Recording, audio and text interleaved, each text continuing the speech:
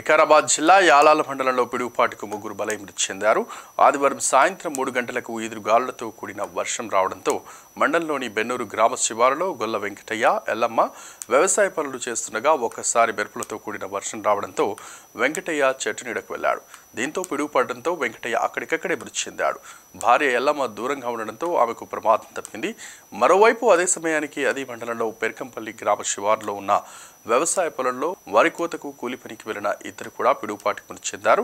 వీరు జుంటిపల్లి గ్రామానికి చెందిన మంగళి శ్రీనివాస్, కొన్నంటి లక్ష్మప్పలు కూడా మృతి చెందారు.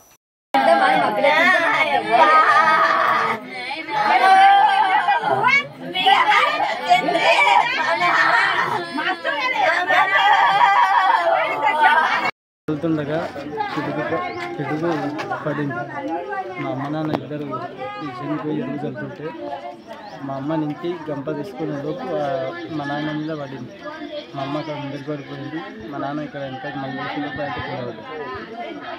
మా అమ్మ తిరిగి చూసింది. మళ్ళీ వచ్చి లేపేసరికి ఏమనలేదు. ఆ దగ్గరలో ఉన్న ఇంటికాడికి పోయింది. ఎంత వచ్చే వరకు ఎవరిని లేదని చెప్పింది. హాస్పిటల్ పోదామని చెప్తే ఎవరైనా అయిపోయింది కదా ఎందుకు పోతావు అని అన్నారు.